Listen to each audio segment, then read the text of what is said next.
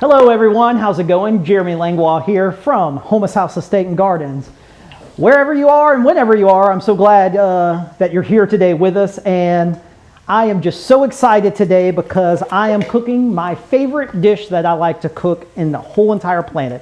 If oftentimes, well I say often, but every now and then I have been asked, Jeremy, what's your favorite thing to cook? And I don't have to think about it, it's an instant answer for me, and it's jambalaya.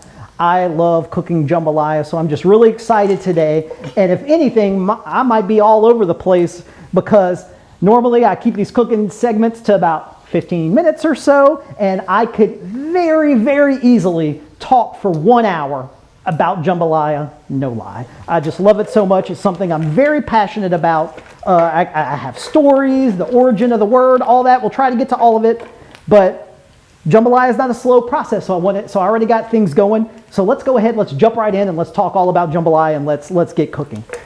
So first of all, jambalaya. Anytime we're always cooking jambalaya, we always want to cook the best cook. You want to have good cookware for this. You want to have a thick bottom pot to cook your jambalaya in. That's very important. Anything with a thin bottom, you're not going to be able to brown your meat like you want to get that great color, which we'll talk about in a second. And then another part too is we're going to add rice to it. And if your pot is thin on the bottom of the pot, if it's a thin bottom pot, it's very easy. One of the easy mistakes you can do with jambalaya is your rice will scorch. And once your rice scorches, you got to throw the whole thing away because it'll just be burnt and unusable. So by having a thick bottom pot, it prevents the rice from scorching as easily, and it evenly distributes all the heat. So I'm using cast iron, which I love, but any thick bottom pot would be fine. And then we got the temperature cranked up to high, and I already had it started because it takes about 30 minutes to cook it. We're going to talk all about it, but just to catch you up on where we at, I have in this pot 1 pound of cubed pork butt. This is some cubed pork butt right here, and that's what I already have the pork butt. I threw it right in a pot, high heat. We're on high heat, y'all. You see the smoke. We are just starting to brown and render this pork. So that's the raw pork. Let me get some out here. This is where I'm at right now. If you can see that, it's brown. And not only that, this is one of the most important steps of the technique of cooking jambalaya. And that's as the meat starts to brown, a critical step of getting a good brown jambalaya is that the meat starts to caramelize on the bottom of the pot. You actually want some of that pork to start to stick to the bottom of the pot, and then I'm using a wooden spoon or any spoon, and I'm constantly scraping that. Well, why am I doing that? Let's talk all about it. Well, jambalaya has its origins in the New Orleans and Louisiana area, and now there's pretty much two versions of jambalaya. There's the red Creole jambalaya, which you will often see in New Orleans, which has tomato in it, and it's a red jambalaya. I actually prefer, and that's fine, and I do enjoy that from time to time, but personally, my favorite jambalaya is the Cajun brown jambalaya. No tomatoes, and the rice itself is very dark brown as opposed to red. We're right outside of Gonzales. Gonzales is the jambalaya capital of the world, and if you showed up with some red jambalaya in Gonzales, they're gonna run you out of town. We have a nice brown jambalaya. Well, how do we get that brown? The brown color is natural, and it comes from the caramelization of the meat that we're cooking in the pot. So as that meat starts to brown, you start having these little bits that are constantly, I wish I could show you this, but constantly have these little bits of meat. I can feel it starting to stick, and I'm just constantly scraping it, and I'm letting this pork render and brown for about 30 minutes. And that's gonna cause, when we start adding our liquid in it, it's gonna pick all that up, and we're gonna get that color from it. Now, we talked about we're using pork butt. The reason we're using pork butt is the perfect pork to start a jambalaya with. Why? Because it has a high fat content. You wouldn't want to dice up, say, a pork loin. That's very lean. You don't want to use lean meats in jambalaya because it's going to cook for a long time and they tend to dry out. Whereas pork butt, the longer you cook it, it breaks down, it renders out its fat, and it's just going to develop a lot of flavor, and that's really fantastic for jambalaya. So we start with pork butt. Like I said, it's been going for about 30 minutes. Got some good smoke. We're cooking on high. Now we're going to start to add some other ingredients. Again, I talked about the right kind of meats. We're going to add chicken I use chicken thighs. Always chicken thighs for me in jambalaya as opposed to chicken breast, because chicken thighs, it's that darker, richer meat, has a great flavor, and I find with chicken breast, the white part of the chicken, that meat after, because this is going to cook for over an hour, I find that chicken, the breast meat, tends to dry out. Personal preference. Also, one thing you'll notice for every person probably has their own recipe for jambalaya, but this is my version, and I like the chicken thighs. It just a richer meat, good flavor, and we're just going to get that in there, and we're really going to just let this kind of start to caramelize and cook.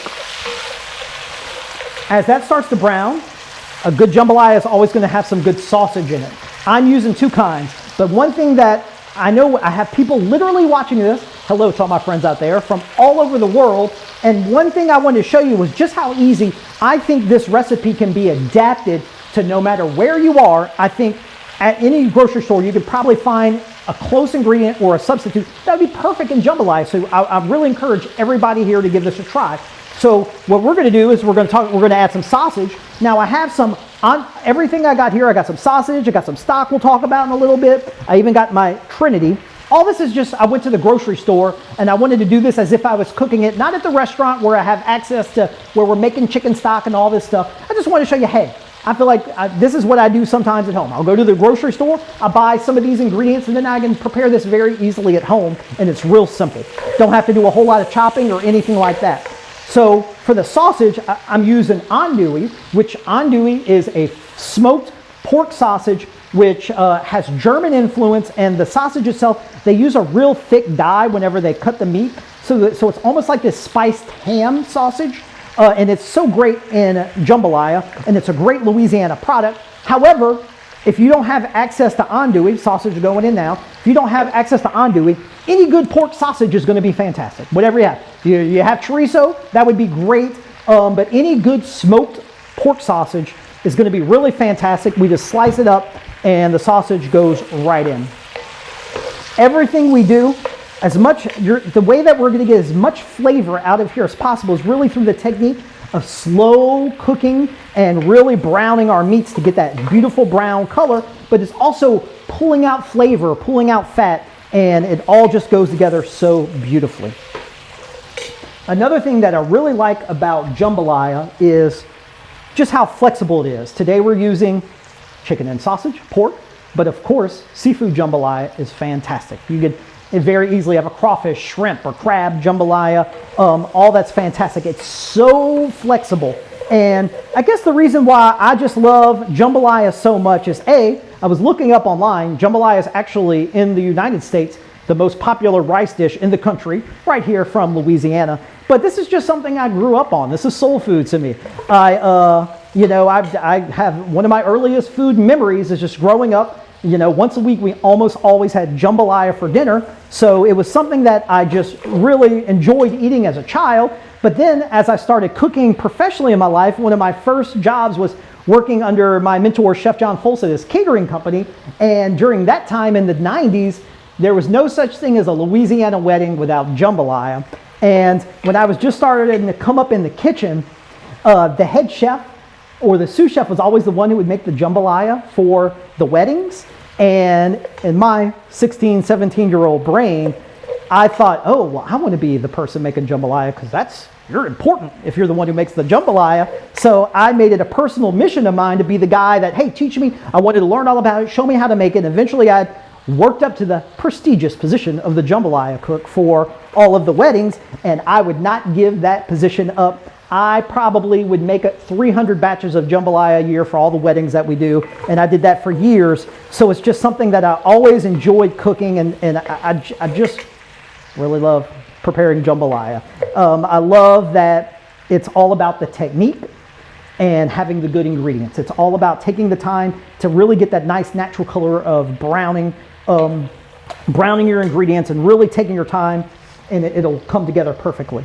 Okay, so now that our meats are at that point, we're going to do like we do for a lot of our dishes. We're going to add our Trinity. Again, instead of me just going to our restaurant and grabbing some out of the cooler and chopping them, just want to show you, hey, how easy you could do it. Often, restaurants in the produce section, you could see particularly in Louisiana, but if you have some chopped onions, this is a blend of chopped onions, celery, and bell pepper, exactly what we need for jambalaya. So in it goes. Now the onions play an important role, or the vegetables, these vegetables ran in, plays a very important role in the technique of cooking jambalaya. Because remember how I said earlier that we were browning and starting to get some stickage and some caramelization on the bottom of the pot? Well, these vegetables we're actually introducing some liquid to here. So whenever I add those vegetables, I really stir and start to scrape the bottom of the pot. And the liquid from the vegetables, you see they have steam coming out, that's water, will cause a lot of that residue that was building up to start to pull off, and you'll actually see everything start to turn a little brown. And this is how we deglaze this pan, is with those onions, celery, and bell pepper. Now normally you would want to cook this until it's really dark, which is going to be about 15 minutes or so, 10 to 15 minutes, but because of time we're just going to just let that go for a second. Next, we're going to add some stock.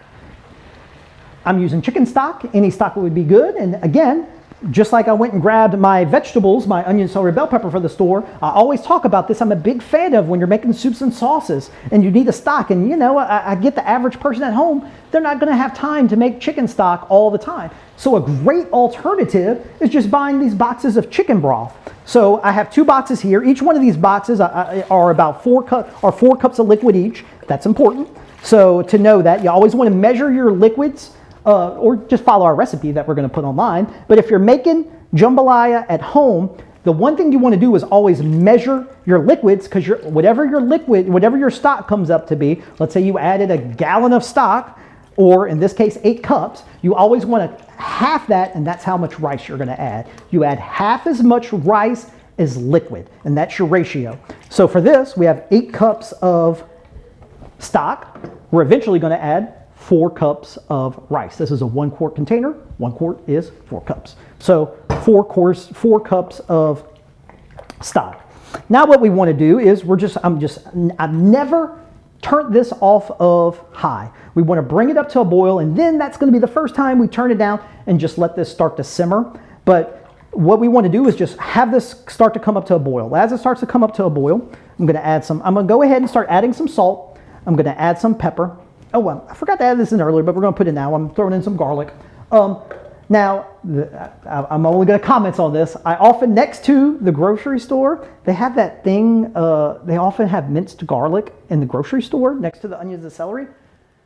I don't know what that stuff is. I know it's garlic, but I never buy that stuff because it personally kind of weirds me out. I've bought it before in the past, and 2 years later, it's still good, and it's sitting in my refrigerator, and they put this, it's garlic chopped with this citric acid on it, but I find the citric acid alters the flavor of the garlic, so garlic is one of those things I always just chop up fresh. That's just personal for me. Not going to judge you if you buy that stuff with the little blue cap on it, but I personally don't care for that type of garlic. So we're going to let this come up to a boil. While that's coming up to a boil, let's just kind of talk about the origins of jambalaya, because it's right there in the name. So how jambalaya came to be in Louisiana is it's actually a gift to us from our Spanish ancestors who settled in the New Orleans area. They were trying to recreate the fantastic Spanish rice dish, paella. If you've never had paella before, first of all, I love it, but oftentimes it's the original jambalaya. It's the rice dish of Spain, often made with ham, chorizo sausage, peas, and seafood like mussels and clams. They typically cook it in a flat pan, which normally a different type of rice, sometimes a boreal rice, and it makes a very great rice dish. Well, whenever they moved over to Louisiana, they didn't have access to all those ingredients. So instead of clams and mussels, we got seafood and oysters. Instead of ham, we got smoked sausage. And all those ingredients came in using those local ingredients available in Louisiana. Jambalaya was created. In fact, the name is the origin is right there in the name. So the name jambalaya comes from the word jabon, which is French for ham. And then, because of our great African influence that we have in Louisiana, the Africans brought over as slaves were oftentimes doing a lot of the cooking as well. And we got great food gifts from their knowledge that we still use to this day, and jambalaya is one of them. And they called rice yaya. So we had jabon, ham. We had yaya, and the word Allah means with. So jabon, Allah, yaya is ham with rice. And there you have it. That's how the name jambalaya, that's how we got our name. So as this starts to cook, just to speed things up, we're waiting for this to come to a boil. And once it comes to a boil, what I like to do is normally cook this for about 20 to 30 minutes and just let it, that's when we're going to crank it down and let it simmer. And what that does is it allows all these flavors, just like making a great soup, it allows all these flavors to start to develop and start to come together. Once we get to that point, let me tell you, there's 2 critical points of cooking jambalaya. We went over the first one, having a good pot that you can really brown the meat in. That's going to extract, I don't know if you can see it. Let's see if I can put some right here. But look right here. This liquid isn't clear. It's got a brown color to it. So the liquid in here is brown, and that's because we really brown the meat. Now, the next part is the seasoning. Well, this is where you really want to have your spoon, your tasting spoon ready. Let me show you a trick if you're going to be tasting multiple times and you don't want to use the same spoon, because that would just be yuck. What you do is you can take 1 spoon, that becomes your dipper, this becomes your tasting spoon, you put some in here and I want to taste this. And what I'm looking for is my seasoning and spice, because we're going to be adding rice to this. Well, what does rice do? Rice is going to soak up all this liquid, but it's also going to soak up some of the flavor. So we need to have our spices elevated just a little bit. So if we taste it at this point and we're like, oh, that's the perfect amount of salt, but that's the perfect amount of heat, well, what's going to happen? When we cook the rice in it, it's going to tone all that down because the rice is going to absorb some of that flavor and some of that spice. So I just tried it. I definitely need some more salt. Definitely need some more black pepper. I like to add just a little bit of hot sauce. I always say I'm a wimp when it comes to spice, but I do like a little heat. So I might add just a couple dashes of hot sauce. But also, remember, we had this great sausage and andouille. Well, that's going to also give you, notice I'm not throwing any cayenne pepper or anything like that. You're going to get a really great spice and smoke flavor from your sausages. So as this starts to simmer with that meat, you're going to extract a lot of that smokiness and a lot of that heat. If you have a spicy sausage, that's going to extract some of that seasoning right out of here. So we're going to let that go. So let's go ahead. I got my dipping spoon and my tasting spoon. I added my seasoning. Try it again. Pretty much there. Oh, so I'm getting a lot of heat. I feel like I can turn up the salt just a little bit, but I have lots of heat. It's pretty spicy, so that's good. A little bit more salt, and now we are good to go. Last thing I do before I add my rice is I add a little bit of sliced green onion and a little bit of parsley. Add that in last to try to my delicate herbs so they don't overcook too much. Stir that in, and now I'm going to stir in my rice as well. Rice goes in. Really stir it around, have it come up to a boil. Okay, rice is in. So our next important step is putting a lid on. And now this is where you want to do, this is where I'm going to go, and I want to turn the heat to low. So I have a gas stove here, so I just barely want to see a flame. If you're using an electric stove or something like that, or you have the settings on your stove at home and you can turn it to low, that's what you want. Absolutely important that you turn it to low. If you leave it on high, which I've done more times than I'd like to admit, you'll walk away from this and then all of a sudden you'll start to smell burning rice, and by that time it's too late because that rice is just going to soak up all that burnt flavor, and it's because you left your heat on high and it scorched just that bottom layer of pan because we're not really stirring this. So we're going to add the rice in, and now we just wait. Every 15 to 20 minutes, I have one that I already got going, but every 15 to 20 minutes, we're going to stir it. Now, this is a personal preference, but rice is a grain. If you mix it too much, the rice will break up and start to mash. I like to keep my rice as whole as possible. Some jambalayas you can tell and they're mashed up, and that's fine. But for my preference, I like keeping the rice whole. So what I do is every 15 minutes, boom, lid comes off. First of all, I love this part where the lid comes off and you still have all that great steam. Look at this, y'all. And what I do, look at that right there. And all I do is every 15 minutes, I open it up and I kind of just gently fold it. I'm not stirring hard because I'm not looking to break up that rice. I just gently fold it. I like to go all the way at the bottom because if rice were to stick, it sticks on the bottom of the pan. So I'm just going to gently fold that rice, kind of smooth it out. Lid goes back on, and then I would let it stay on low for another 15 minutes, up to 45 minutes. So 3 ways, every 15 minutes, giving it just a little bit of a stir. Everybody with me? And you could get this going ahead of time. And also another beautiful thing about these thick black iron pots is that after that 45 minutes of cooking, every 15 minutes, stirring it, you can just turn that flame off right before your guests are about to show up. Leave this on here. This pot is so thick, it's going to hold its heat for a couple hours. The jambalaya itself in here will stay hot for an hour or two just on its own because you have this great, the rice itself is hot, and then the pot itself is thick and it's going to hold heat. That's what we love about black iron. It holds heat and evenly distributes heat. But then when you're ready to serve, I like serving it also right out of the black iron pot. I always save some of my green onions, some of my parsley, we'll sprinkle on top, and then now you are ready to serve the jambalaya. I would put this right on the table, and if you grew up in Louisiana, shoot, this was dinner. Nothing better than good old-fashioned jambalaya. Again, I'm gonna put a scoop right here just so everybody can see just how brown that is. Some of the meat and the pork starts to shred a little bit as you start to stir it. I really like that too. And there you have it, guys. Jambalaya, the famous Louisiana dish and my favorite thing to cook. What's your favorite thing to cook? Comment in the comments below. For me, it's jambalaya. Thank y'all so much, and we'll see y'all next week.